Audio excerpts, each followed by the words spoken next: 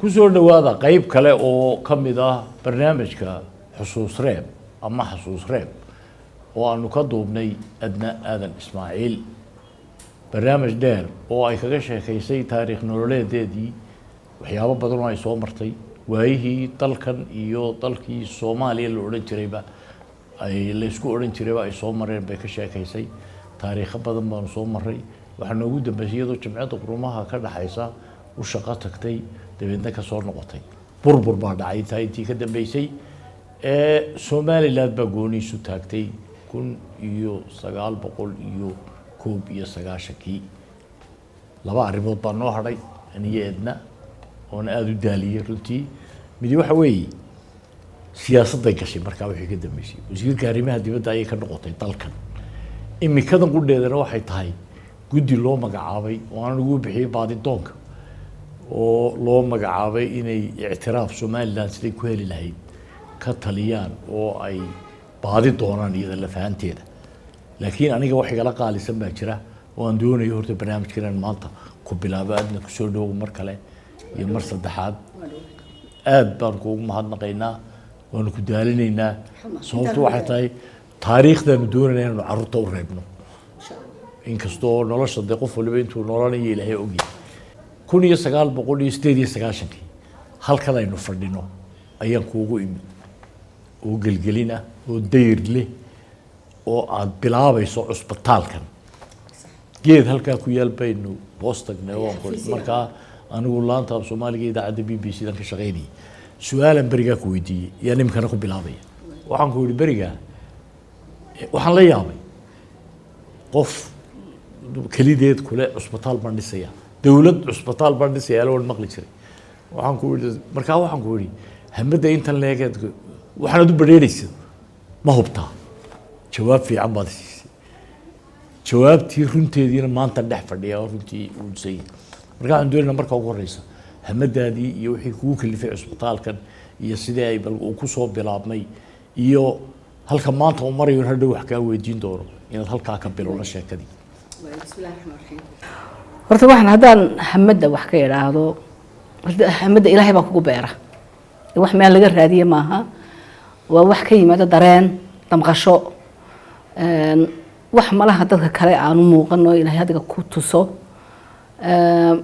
dareenkaas wuxuu galay aniga oo 12 jir ah 12 jir meelahaas inay da'deedu ahayd isbitaalka ceergaabo ayuu aabo Allah yarxamo aadan dhakhtar ka shaqeyn jiray wiigii dhaweyd baan soo arkay isbitaalkii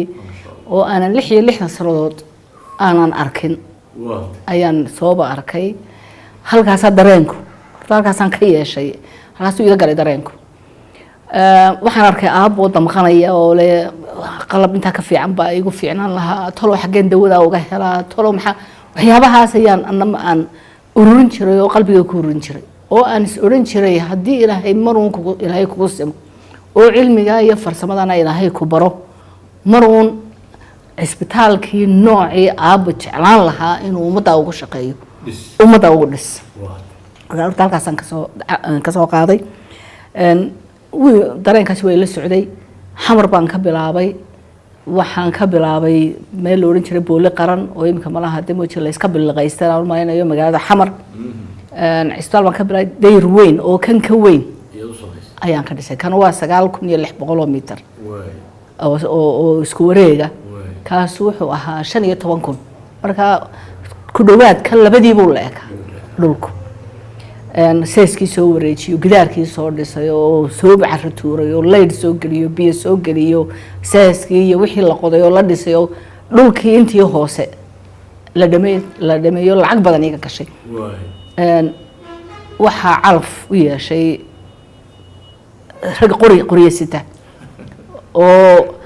sharcigii iyo wixii iyo waxa ka xoog weynaaday sharci daradii طبعا بنادم ما هناي وان دريمي وان عروضي وان نية شبي وحان إمي مركا كوبية سقاشنكي أنا قول يونايتد نيشنز كوشقية يا وفتي مدح ليغا سو دغاي ولا إي سو دراي Somaliland inaan soo aragno bal burburka iyo wixii dhaawac gaaray dhibaato gaadhay waxaan soo maray markaa guriga aabayaan deganeen shacabka ahaa waxaan soo maray isbitaalka weyn ee Hargeysa ee halkaas ayaa haddana mar kale haddana damqashadii haddana ay gashay murad dilaac halkaa ayaan markaa ka bilaabay inaad haddaba haddii ay noqoto inaan mar dambe cisbitaal dhiso waa inaan Hargeysa ka dhisaa waa inaan magaalada caasimadda Soomaaliland ka dhisaa waana waajib waayo waxa dad badan baa u dhintay wadankan xoreyntiisa dad badan baa ku dhintay ama maxaan ka maanta badan baa dhimatay caruur badan baa la laayay intii ka badbaaday xasuuqii iyo dhimashadii iyo burburkii iyo duqeyntii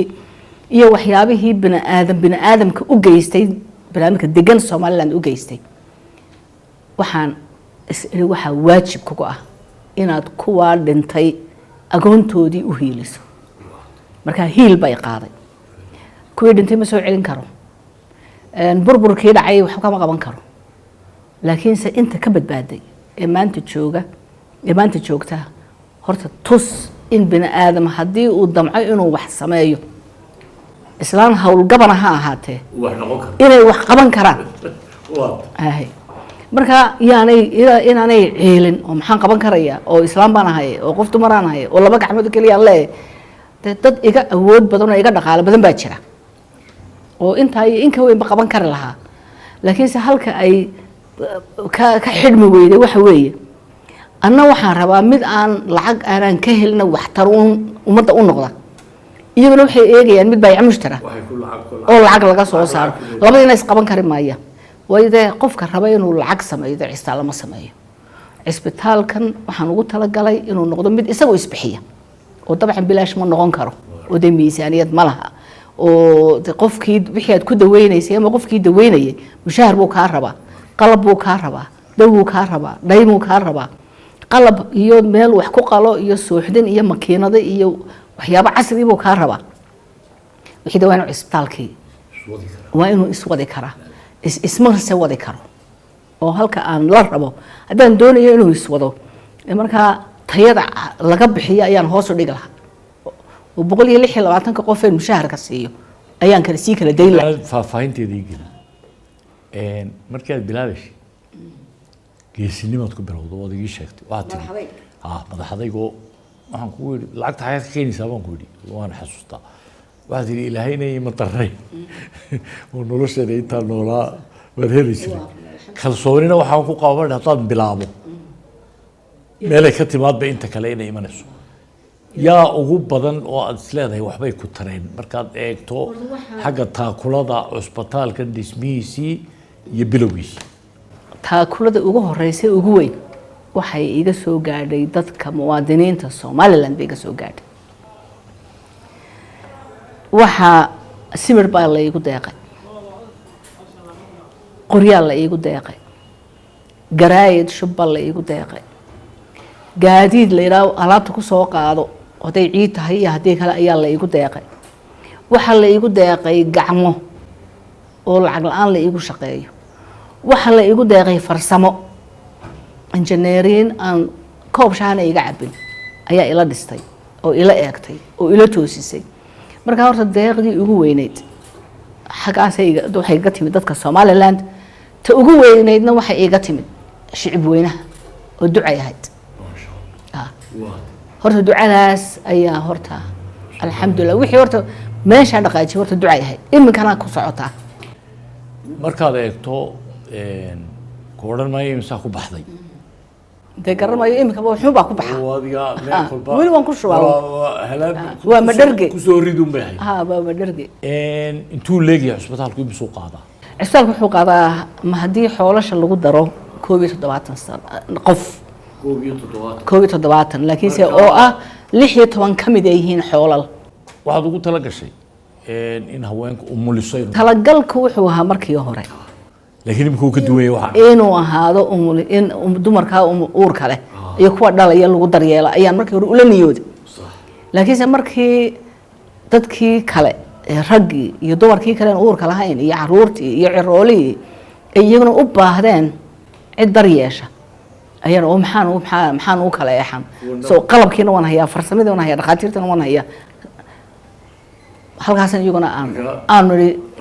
raggeedu idinkaaba naga badan raggaaba naga badan marka cisbitaalka inta jiifta raggaaba naga badan waxay noqotay markaa cisbitaalku horta kolba wuu sii yaro korkordhay markii hore 50 baan ku bilaabay dabeetana sariiro kale aan ku sii kordhinay weli iminka maalmo ayaa marka qaliinadu jiraan iyo qaliinadan bilaashka lagu sameeyo iyo meel aan dadka kala dhigno ma hayno marka dhalmadu badato markaad u eegto waxaad ugu talagashay inuu cisbitaal noqdo waxaan ku arkay oo la yaab leh haddana waa jaamacad waa iskuul marka siday isu may ku yarra meelahan joogay maad ku bilowdo tidhi ku barbarta dadkan kow ma cilmiga aad wax u dhigo siday kuugu suuro gartay tan kale horta waxa tababarku cisbitaalka oo aan weli la furin ayaa horta tababarka ku bilaabay meelahana kamaan soo kaxayne warbaahintan ka sheegay 306 gabdhood ayaa soo doontay itixaan baanu ka qaadnay 40kii ugu horeeyay ayaan tababar ku bilaabay 6 baana xaafadda ahaa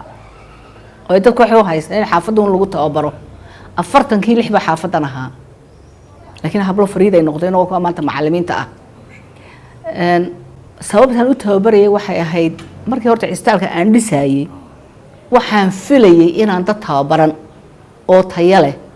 oo darajada caafimaad ee aan tiigsanayo farsamadeed garanaya dad yaqaan inaan helayaan moodayay show badna waa dhinteen badna waa dhoofeen qaarna shaqadoodii baa farsamadii aan raadinayay noqon weyday marka waxay igu kaliftay in hadaba inta cisbitaalka la dhisayo inaan hablaha tababaro si marka ay tababarka dhameystaan badna aan cisbitaalkan ugu reebo oo ay cisbitaal ka shaqeeyaan in daartu qofkii daweyn meysay qofka aqoontiisa daweynaysay badna dawladda u siiyo oo cisbitaalka dawladda ilaan ka cisbitaalka dawladda jiifa waa qofkaygii oo isba dareen baan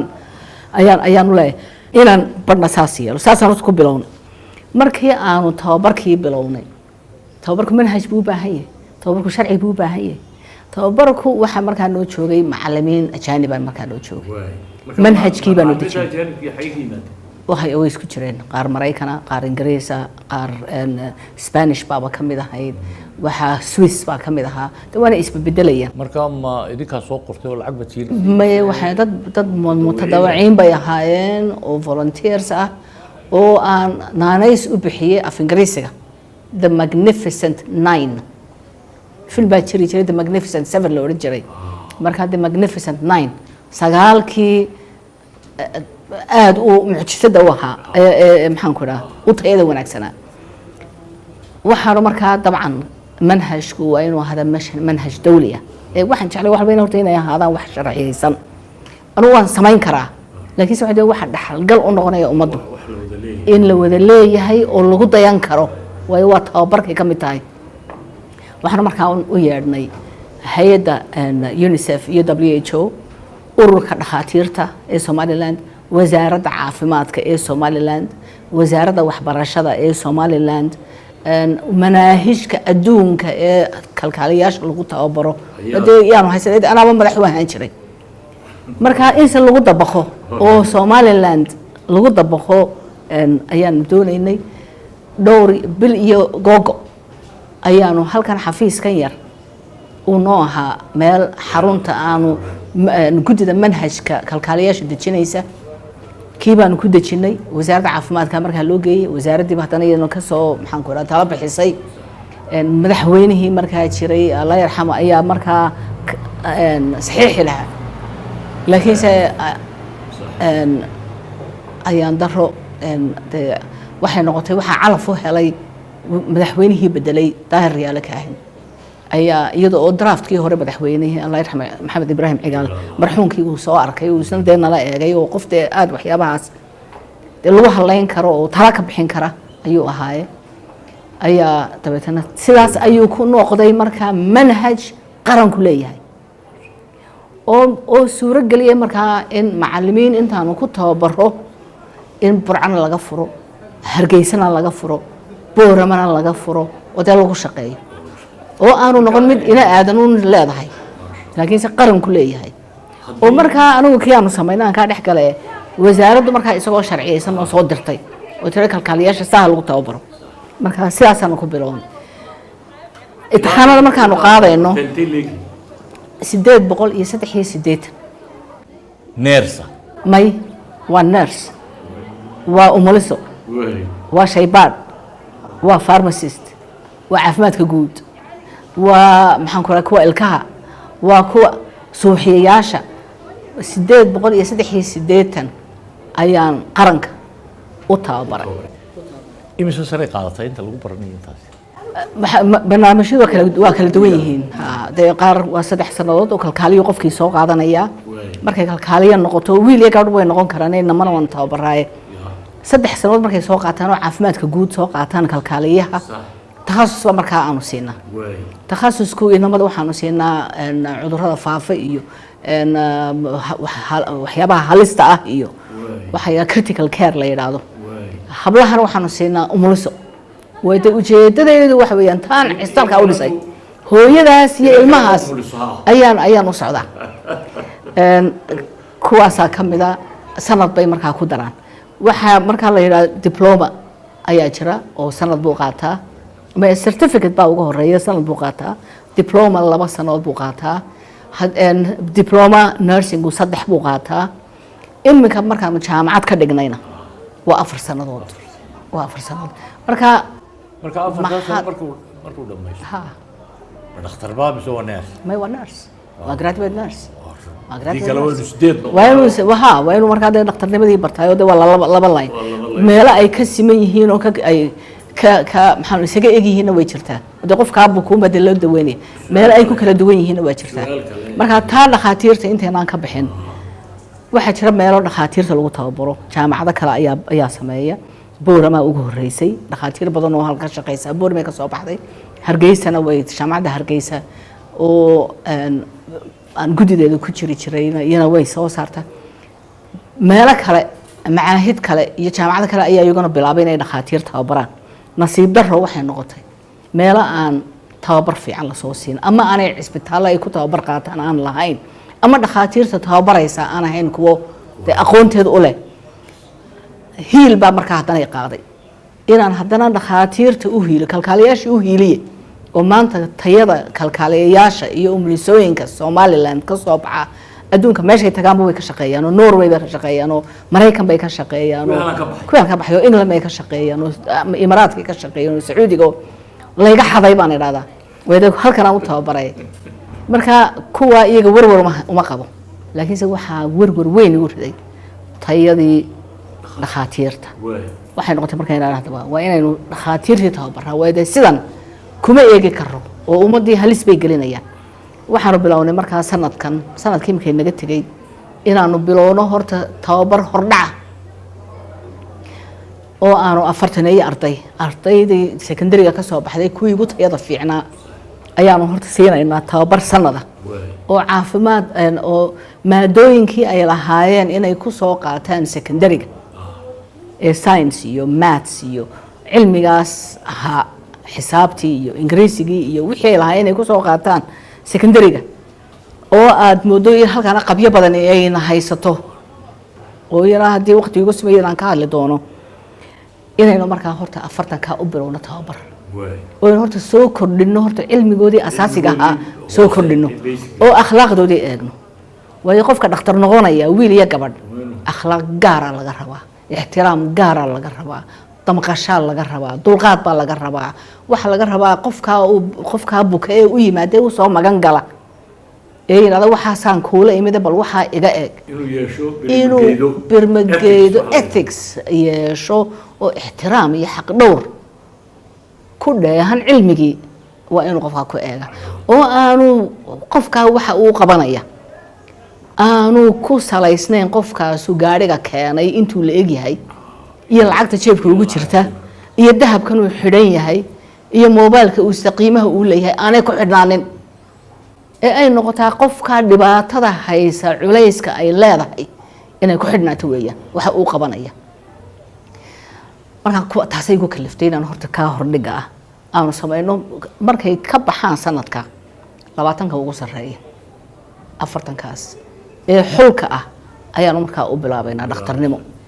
oo waliba dhakhtarnimadii la qiinay hagaagsanayd oo dhakhaatiir tababarka taqaan oo manhajkii adduunku ku heshiiyay إلا عذر هذا اللي واحد وحلا باري ويانا وحلوه الشيء سدا لو دويو ساه كهالو شرو سدا كهالو تلو أنت هدو ده هلا قصي وح إنه وين سمعنا ما هو أدونكو هالشيء سكوي هاي والله إسكو كنترول وهذا إنه هب كان نظام كأكو شقين وينا إنه قطينا وشقين جبني أيانو ينان كتري جرا بركارت تحسن دوني ينان تنان إلو بينا نكور شيء وهذا دكتورتنا اسبitaalki si fiican oo uga sheekaysay qaybihiisii hore dabcan saas sheegtay waa inuu isbixiyaa marka islaanta halkan uu mulisada kuugu timaado misaal laga qaadaa waa laga qaadaa lacag waa laga qaadaa horta waxaan ranaa saddex xisaabood baan leenahay dadka wadankan dad intooda badani wax ma heli karaan waan ogahay waa taan u dhisay waa taa aan haysanin inay meel tagto lacag badan laga rabo marka waxaan leeyahay laba xisaab ma kala eegtaan qaar way iska bixin karaan oo lacag bay haystaan ila su'aasha inaad weydiiso waan doonayay waxaan leeyahay anagu laba xisaabood mid waa taa waxba haysan taa weyn tan cisaalka u dhisay taasaan diidaya inay halkaa ka noqoto iyadoo wixii ay u timid naga weyday haday dhalayso inay day iska bixiso waa loo baahan yahay waxaan ka dhalinayaa iyo dadkan way u haysan laakiin haday tahay hooyo 10 kaas aan haystaa maxaan sameeyaa waan ka dhalinayna haday tira walla iga tahay islaantan ay soo qaaday waxa ma haysto waanu ka dhalin laakiin se tii wax haysataa waxaanu ka qaadnaa $35 cisbitaalada qaar boqol bay ka qaadaan qaar waxay ka qaadaan waxyaabo inta ka badan $35 kaasi marka wax weyn intii laga umulinayay waa intii laga umulinayay in baha lagu hagaajinay ma waa dhalmadaas waa 9 ka bilood soo siday dhalmada ay dhashay marka haday halka ku dhasho oo $35 ki bixisay oo iska qaadanaysa ilmaheedu mid qoranaysa bise way si joogto ma ha joogto horta day dhiigu ha ka joogsado oo ha nasato oo ha jiifsato marka waxaanu yeelaa hadana halkaana laba meelood xisaabood baanu leenahay umulaha إلى نيجا عسبال كانوا دسيه هبيكي صدق دوري إلى $5 بانو كقعدة وحنا هاي عسبال كلية راشن سيء سبحي المية 4 شقية بورش بانو سينا أنا قصة ما بورش كان داس ده كوجرا وحنا نسوي بنا هاد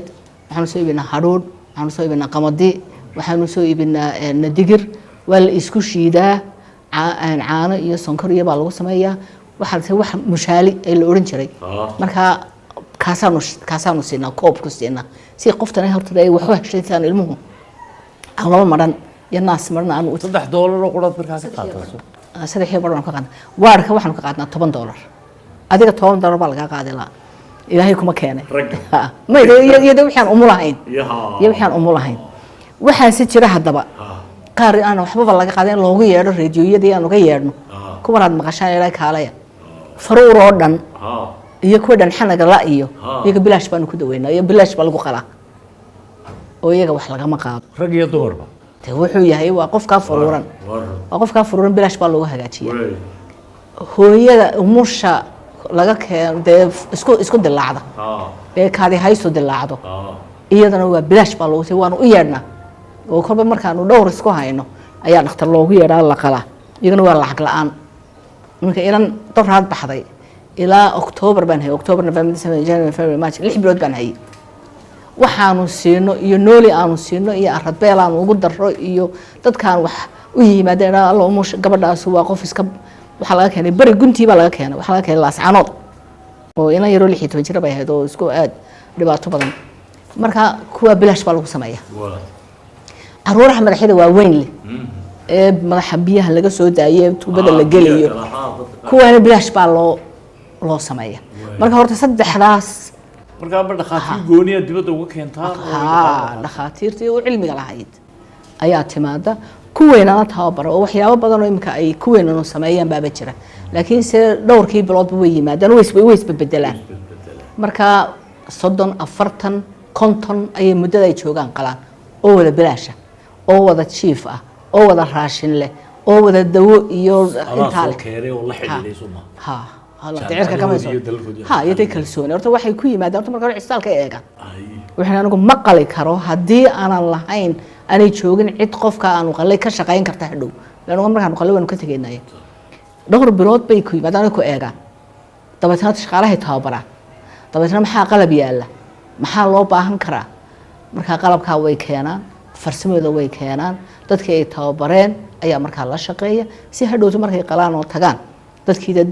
dayaca tirku maxaan ku idhaahdaa daryeelkoodii iyo ilaalintoodii ay halkaa uga sii socoto waxaa dadka yimaada dadkaasi waxay ka yimaadaan badankoodu waxay ka yimaadaan dalalka aynu jaarka nahay Somaliland oo dhan way ka yimaadaan waxayse badankoodu ka yimaadaan Soomaaliya luuq baa laga keenaa boosaasaa laga keenaa garow baa laga keenaa Soomaaliya laga keenaa waxay ka yimaadaan Ethiopia kilka shanaadna way ka yimaadaan xabad Djibouti ka yimaadana way jiraan iyo Somaliland meeshii doonayaan waa lacag looma eego lama yiraahdo wadan kalaad ka timid waa qof nabarkaasi ku yaalo waa laga daweeyaa khalaas adna aadan Ismaaciil waxaad ka sheekaysay wax badan oo kulli isbitaalkana ku saabsan laakiin deyn mayno oo ma garanayso waxaan maqlay haddaanan qaldanayn dad baa dibadaha u dirtay cudurro qaba gaara oo ama meelo laga jeexayay iyo wax loo sameynayay wax inkaas oo weliba adigu aad ma garanaysaa iska wax u qabsa ahaan ula xidhiidhay isbitaalla yaa ugu dambeeyay dadka waxa uu dambeeyay kuwa doraad yimid ee wadnaha laba caruura oo maca hooyooyinkood caruurtii sii qaaday caruurahan ku dhashay wadnaha aan hagaagsanayn ee daloola ee isu daloola wadnaha inuu kala xidhxidhay ilaahay abuurtiisa subxaanahu wa ta'aala uu kala xidhxidhay hadana marma baa khalad dhacayo meel bay isaga daloolaan horta waxa jira xanuuno badan baa jira oo aynaan waxba halkan uga qaban karay waxa ku ugu dambeeyay waxaan laba caruura oo iyo hooyooyinkood oo la qaaday oo wadnaha laga soo qalay oo imka soo noqday oo aan leeyahay maanta iiba keena inaan sawiro arkaan doonaya hooyooyinkood waraysto oo ilaa la socod ayaa jiro oo wixii warqadii loo soo dhiibay iyo wixii waan la socona bilaash baa lagu soo daweeyay oo wadnaha loogu soo qalay waxa jira qaar kale oo Mareykan iyagana caruurahaas oo kale waxaan tiraba 5-6 baanu marayna aan u helay meel waxa jira qaar kale oo inuu yartii wajiga daloolay oo kale iyo wajiga intan oo dhan u baahnayd in dib wax la geliyo oo lafo meelahan looga soo wareejiyo oo la geliyo dagaalkii deerkii bahal baa ku dhacday waxa bomba ku qarxay waxa ku qarxay fleet waxa lagu soo sameeyay Australia 12 sanadood bay ugu qaatay intaan aan meel u helo laakiin waa lagu guuleystay alxamdulillah waxa kaloo jira inan yar oo kale oo ku dhalatay kaadi haysto oo banaanka ah oo 3-4 jira oo kaadu halkan dibadda u soo daadanayso oo abuurta Ilaahaya iyadana waxaan u diray isbitaal ka Koreanka ah ee Artisaaba oo iyana bilaash noogu soo hagaajiyay waxa jira kuwa fara badan oo intii anagu aanaanu bilaabin fiistulaha hagaajinta dumarka isku farunay kaada hayso dilaaco waxaan u diri jiray marka isbitaalka Artisaaba marka horta Ilaahay alxamdulillah dadka u baahan in dibadda loo dirana way fara badan imika ilaa 200 oo qof ayaa noqon iminka waxaanu gacanta ku haynaa dadkaas oo wadada aan waxba haysan oo aan u doonayno qalliino bilaash ayaan u doonaynaa way $40,000 xagee ka keenaya weligoodba ma arag $40 baan ay arag iska daa 40,000 laakiin se waxa jira kuwa iyaguna iska bixin kara kuwaasaan iminka aanu u bilownay inaanu xidhiidhno baadhno oo dalka Hindiya iminka isaaladii Hindiya ayaa fiicnaaday marka kuwaas ayaa iminka aanu u qorqo ilmaanu islaanahay dhaqso dira halka ka bixin eedna aadan Ismaaciil muddo dheer bad caafimaad ku soo jirtay una malayn maayo waaridnimadaada iyo waxaad soo martay haday caalamka noqoto iyo haday gudaha noqotoba cid kaaga aqoon roon ama kaaga waroon inaanay jirin waxaan la yaabaa Somaliland iyo marka meelaha Afrika imaado anigu television baan ka shaqeeyay markii hore idaacadaha ka shaqeyn jiray dhakhtar la xayeysiinayo iyo dawlad la xayeysiinayo adduunyadana dhakhtarna isma xayeysiiyo oo adduunyadu waa la kala laayay marka dadka qaarna waxba noloshoodaba u arkaan inuu haduu dhakhtar lahayn inuu qof ahayn oo dadka qaar bay u gaadhay mesela anagoo kale Yurub joogna GB baanu leenahay dhakhtarkaaga aqalkaaga ugu yeedhanaysa markaad wax garan weydo maadaama aqoonta noocaas ay jirin waxa ay muuqatay oo tuhun badan iga jira in amays badan iyo dhibaato badan oo waxyeelo waayo ninka dhakhtarka ee wanaagsan ee u dhashay dal kale halkan lacag soo dooran maayo ma hore su'aasha qolada lacag soo dooran qola aan aqoontooda dalalkoodii iyo meelahoodii waxba ku tari karin inay yihiin sidee u aragtaa mase kula tahay in ganacsi la geliyo macdaara laga dhigtay dadkii iyo xanuunkii iyo dawo aan weliba hagaagsanayn oo laga yaabo in meelo kale lagu soo macmalay in dadka loo kale maxaad ka odhan lahayd intaasba wayna haysataa dawo lasoo macmalay oo meel kale laga keenay oo aan dawo ahayn dawo loo soo okeynaysiiyey horta wayna soo gashaa waa khalad waa dambi oo inaanu qabanno weeyaan waxaa kaloo ina soo gala dad badan oo qaxootiya oo wadamo kale ka soo qaxay oo sheeganaya ama sita shahaadooyin waxay yihiinba bug iyo waxay yihiinba oo farsamadoodii aanan u bogin marka horta waxaa jira meel hay'ad dawladda u samaysay oo la yiraahdo National Health Professionals Council waxa weeyaan aniga cali qaadi xisaabka la dhisay markaanu sameynay yaanu horta waa in hay'adda baadha dadka loo sameeyo oo laga diiwaan geliya oo baarlamaanka laga soo ansixiyaa oo waa inuu noqdaa waxdeed marka jira la yaqaan laakiin haddana way soo dusaan oo qaar badan baa yimaada qaar isbitaal jooga ayaanu ognahay oo aan farsamada ay sheegtaan aan aqoonteed lahayn way sidii wax soo qarribaan baanu aragnaa lacagtay ka qaataan baanu aragnaa markii aan waraysiga bilownay baan kaaga jawaabay oo kidin ama waxa loo galaa qofka buka wax u qabo ama waxa loo galaa wax ka qabso waxa batay imika ku ilaha dadka buka ay wax ka qabsan waxa jira dadka aan professional ka ahayn ama aan farsamada aqoon lahayn imika mesela dukaan iibiya alaabta macmacaanka iyo waxa qof lagu furan kara laakiin dukaan dawo iibiya iyo dukaan taan kaaga jawaab dad qala oo suuqa waxaan arkay waa hawsha inoo taala dad dawooyinka ay hayaan meesha u dhex fadhiya farmasigii iyo wax isku mid ah dawadii xoolaha iyo tii dadka iyo wax walba oo isdhexyaalaan goor ma la baraarugaya la garanaya ma laga sayaaba in aan kaaga jawaabay aan kaaga jawaabay qoladii caafimaadka iyaga laftooda fidiyaan cudurka hada dadka waxa sameynaya ma dad caafimaad soo maray inanka yar fadhiisan waayay la yiraahdo taariibaya ayaa la yiraahdaa la fadhiisiyo farmasiya loo furo dawakii laga ilaalin lahaa weeyaan horta waxyaabaha aad sheegtay way jiraan dareenkaasna wuu jiraa waa ka igu kalifay inaanu pharmacist dadka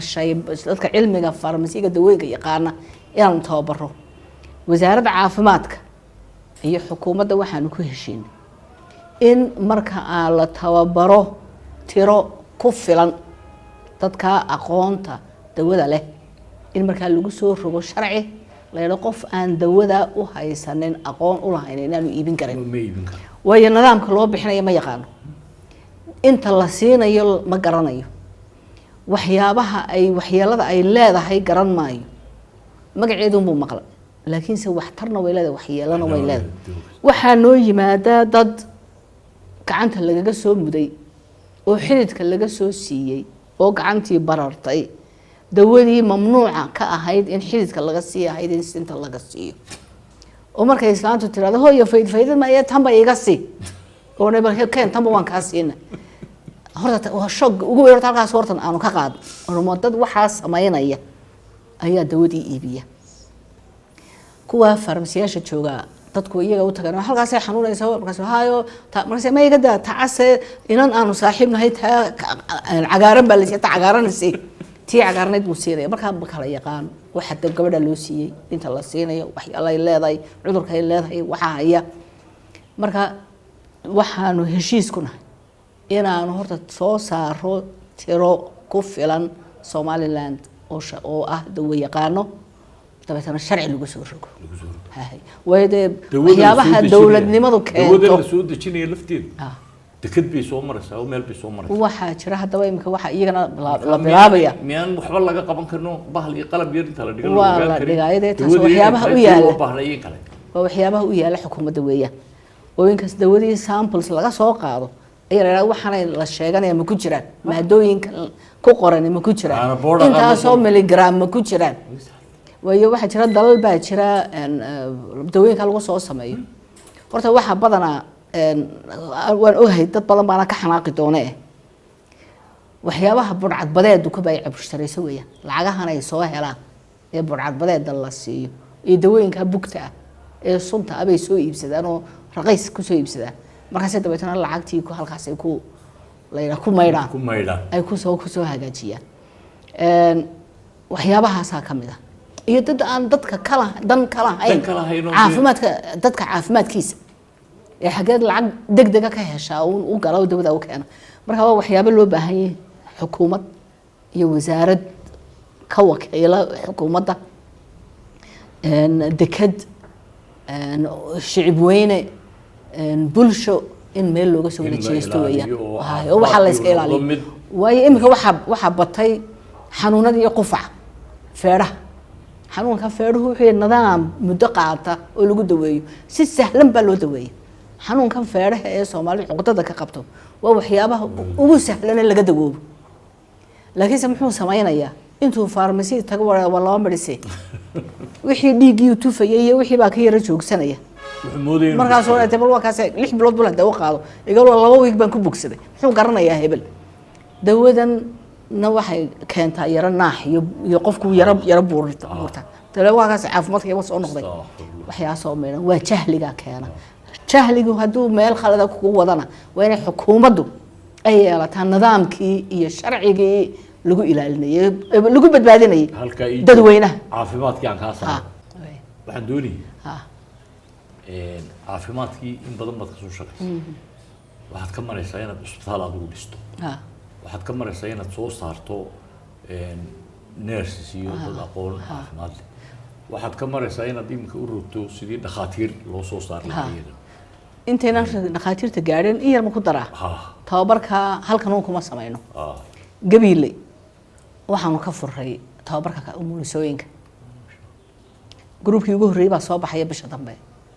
20 gabiilay marka halkan ku tababaray noqon waayeen ayaanu ka bilownay inaan gabiilay ku tababaro berbera oo isku waqti baan gabiilay iyo berbera aanu furray yana bisha dambe soo baxaya waxaan ka yimid imika Ceergaabo oo aanu ka bilownay tababarkii umulisooyinka Ceergaabo ayaanu ka bilownay tababarka noogu xareysan booriga noogu jira oo Ceergaabo loo tababaray laakiin se inay noqonayeen kale ilaah baa og marka waxay la noqotay inaan meeshooda guriga hooyadeed iyo aabaheeda ka soo toosto oo waxa ku barto ummadeeda ha u shaqeyso marka halkan waanu bilownay sheekh way ii suura gali weyday yaanu tababarka ka furo wayda wuxuu u baahan nidaamkii iyo kormeerkii iyo waxa uu baahan toonbaanu sheekh ka soo qaaday inuu berbera ku tala jiray inaanu keeno tababarka markay bish daba ka baxaan kuwan 20 ka dambe 10 u gaara sheekh ayaa berbera loogu tababaray laas aanood baa ii hadhay halkan waxaan ugu hayaa iyagana 10 ayaan ugu hayaa tababarkii ugu jira oo 5-6 bilood dabadeed ka baxaya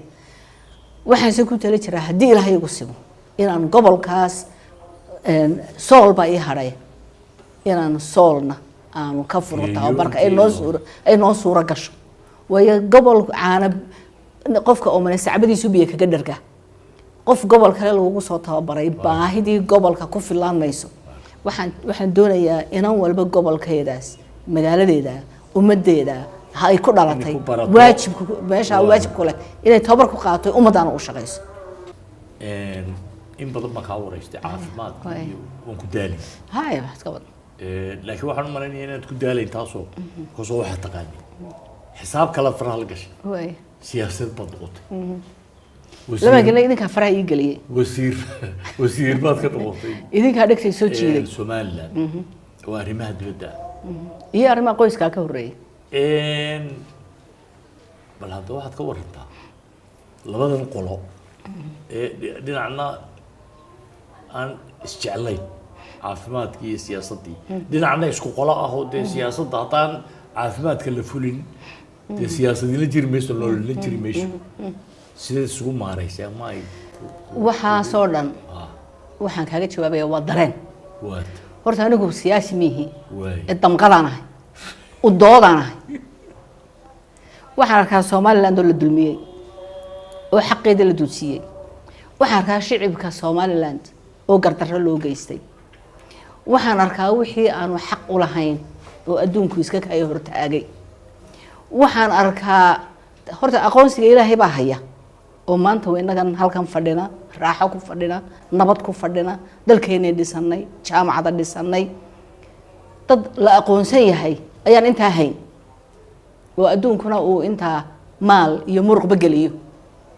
inagoon cidna muruqayna siin keeni baynu ku dhisanay maalna ina siin keeni baynu ku dhisanay marka horta aqoonsigan waxaan dhahaa horta ka ilaahay baan wax walba igala qiimo badan laakiin se horta ma ay tiri baa jirta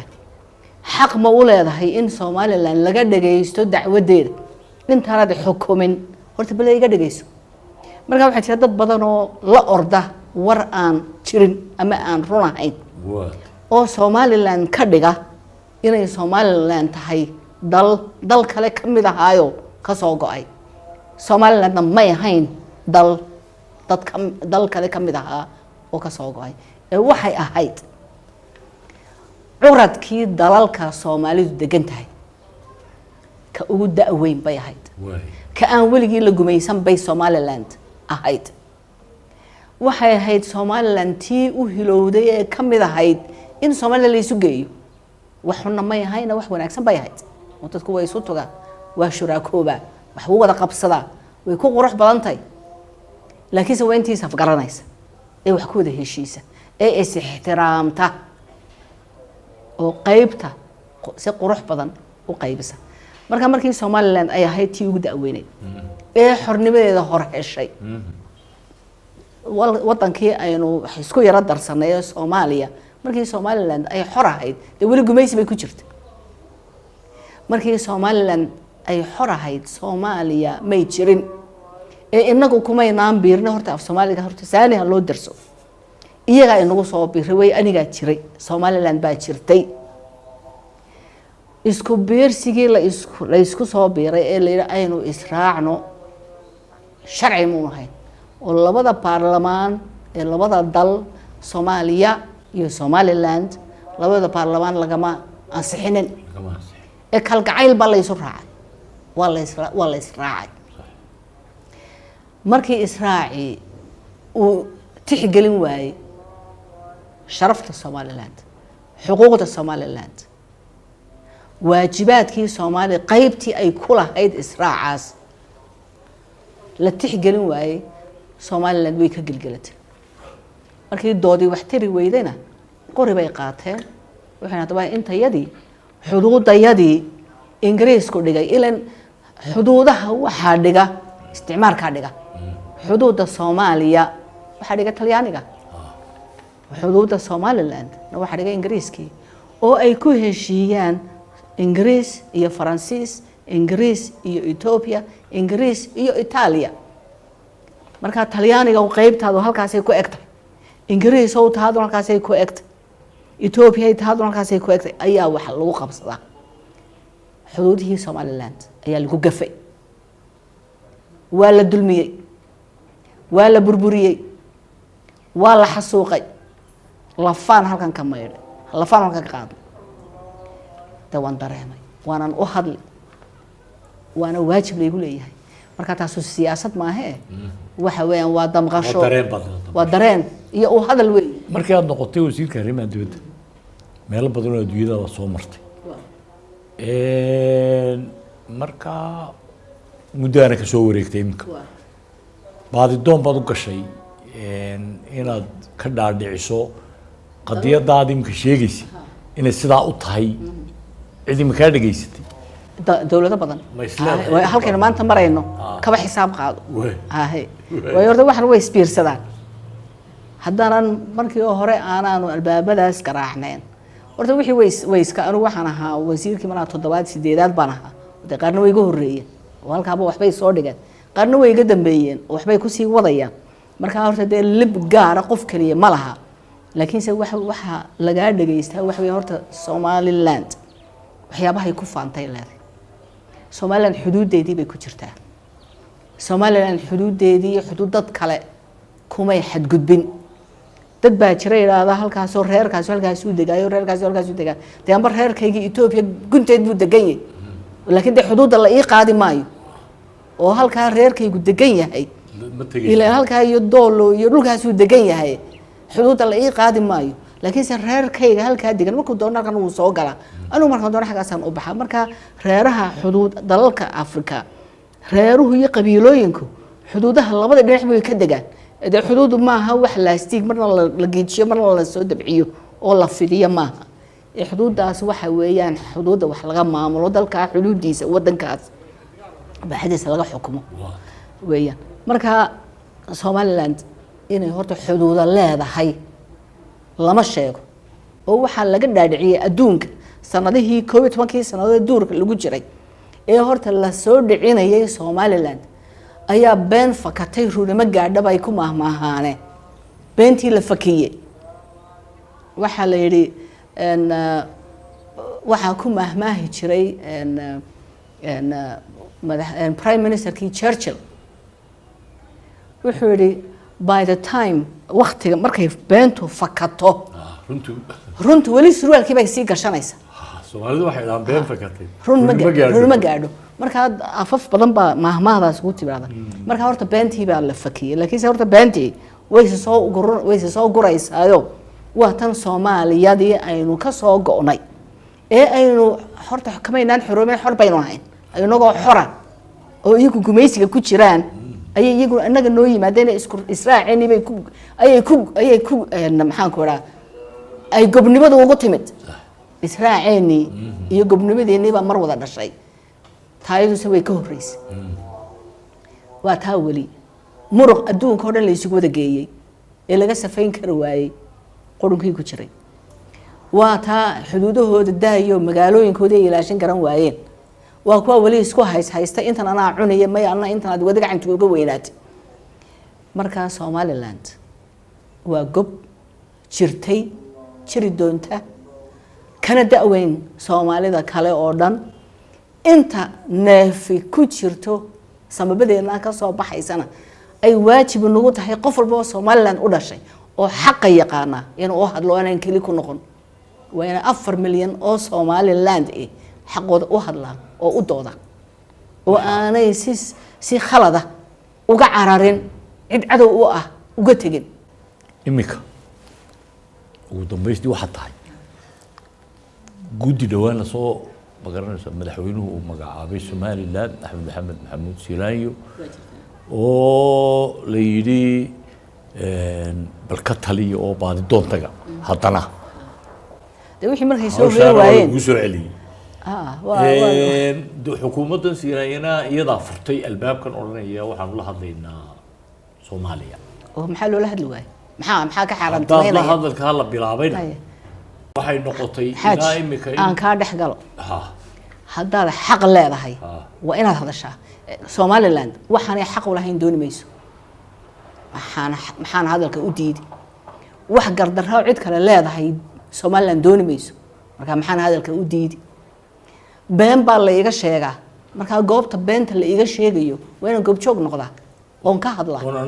oon wax ka sheega oon xaqayga sheegta marka horta wada hadal ceeb maaha okay waxa jira leh wala wada hadli oo wala xisaabtamay oo meesha xaqu yahay ayay isugu tagi doontaa waxa jira marka la wada hadlayo xukuumaddan Somaliland mandate waxay haysataa wala doortay wala la hadlaysaa cid alla cid dooratay ma jirto waa jinni boqor oo meera waa jinni boqor laakiin adduunyadii baa wadata mushkiladda meesha taagan waxa weeye way beentii fakatay ay adduunkii la galeen waxay tahayba iyaga lama ictiraafsan dabeedna qolo Turki la yiraahdo oo meel ay ka soo gashay anigu kulliba ilaa imka aanan garan ma horta anigu hawlaha halka may gaadhin maya waxaan ka wadaa yaa haddana sheekadii waxba cid bay idin dhexdhexaadinaysay noqotay markay cudurku dheeraa cidina way socon laadahay waxa la nin buka adiga iyo ciidankaaga imika la isku daray طبعا wasaaradda arrimaha dibadda ee Somaliland baa la shaqeynaysa nin kastoo marka qaar kood aan madiir xamano raano oo isbaba yaqaanaan oo qaar baa meel kale ku maqan oo qaar baa kala joogo de kullee laakiin dad aqoon laho la tuhmiyaatihiin intiina badan seedo aragtaan adigu siday kula muuqataa in halka anagu wada tashi baanu oo aad u shaqeyn kartaan oo aad baadi doonka wax uga keeni kartaan waa su'aalo wanaagsan horta waxba wana tuhmaya in Somaliland dad wax u soo dhicin kara inaan nahay ayaa horta la tuhmay ilaahayna ha nagu asturo wada tashi baan ku jiraa hawshana waanu qaybsanay horta qaybta Turkiga anigu horta guddo hoosaadkayga kuma jiraan yaanu Ingiriiska iyo Mareykanka iyo kuwa aan faqanay indhaha faraha gelgelin karo kuwaasana isleeyahay gambarka ugu fadhiiso waxay tahay u sheeg waxaan nahay guddi ee farifool ma dhaqdo wasiirna waanu leenahay wasaarad baanu leenahay marka hadee qaran ahaan iyo ummad ahaan ayaanu itaalka isku biirsan wixii aanu isleenahay Somaliland waxay u taraysaa ayaanu deetal ahaan anagoo go'aanka ka wada gaadhnay oo ku wada heshiin ayaanu Somaliland wax ugu raadin doona hadii ilaahay ilna xariis nagu eegana dawaba inoo suura gali sababay suura gali weydana horta ma garanayo wada Somaliland wax xaq ah bay doonaysaa ummada aanu dulmino ummad kale waxay leedahay aanu doonano malihin inaanu doodayada horta aanu golayaasha geeyno adduunka ayaanu doonaynaa golayaasha adduunka haday naga xanjo naga furaystaan dhagahana iyagu bay khasaaro u tahay saas bay ugu shubay maal inta ka soo ururiyaan islaamahooda ay ugu shubay dad aan istaahilin in lacagta lagu shubo Soomaaliya ana waxaan leeyahay Soomaaliya waxay ku qurux badnaan lahayd oo wax ugu hagaagi lahaayeen 2000 iyo 3000 oo qof ayaa horta baayac mushtar ku haysta Soomaaliya oo ka baayac mushtareeya siyaasadda oo dadkan meelaha lagu magacaabo ilaa adiguna waxa tahay wasiir baa tahay adiguna madaxweyne tahay adiguna wax kala tahay baayac mushtar bay u galaan ummadii badnayd ee weyneed way ka qadan tahay dawlad way ka qadan tahay nabadgelyo way ka qadan tahay in wax barato caafimaad way ka qadan tahay mustaqbal way ka qadan tahay marka anigu shicib weynaha Soomaaliya ayaan la hadlaya oo leeyahay dadkan idin dhuuxaya ee idin guranaya ee korkiina ku nool ee aan waxna idin soo sidin ka tashada oo marka aad iska nadiifisaan ee aad idinku midowdaan dad walaala oo jaara oo wanaag wada raba oo qofka Soomaaliyeed ee xuduudda dhinaca ka xiga ee dhinta anugu iga dhimanayaa kameel fog haga soo gurmaday dadkiisu way u xasilan yihiin xuduudihiisi way u hagaagsan yihiin ka dhiman maayana inaga dhimanayaan dadkan hal wada hadlo oo dad jaara oo wanaagsan wax wada qabsanaya aynu noqono oo aan isku xadgudbin aynu noqono oo intiina ku iimaansada oo intayadana aanu ku iimaan qabno aanu anaguna ilaashano oo aynu inagoo gacmaha haysana oo walaala ah aynu adduunka wax uga raadsano inta kale Soomaaliyeed way ina soo raaci oo wanaaga way nagu soo raaci qori kuguma soo raacayaan Soomaali kale qori kugu soo raaci mayso oo Somaliland isha cali ka laalaada taad Somaliland u geysateen baa la arkaa oo Somaliland xasuuqad u geysatay baa la arkaa oo Soomaali dambe hatiigsan ku iman maysee laakiin se hadaa Soomaaliya ilaahay dad ka yaabtaan iimaanka isku jillistaan oo qoriga dhigtaan oo walaal tidhaahdaan oo gacan walaalnimo soo fidisaan annana laba gacmood oo walaalnimo ah ayaanu diyaarnahay inaanu soo fidino gardarraasa Somaliland ma qaadanayso horna uma qaadan iminkana qaadan mayso ha ka filina aad iyo aad baad u mahadsantahay Adnaan Ismaaciil wax badan ka qabanay adiga badan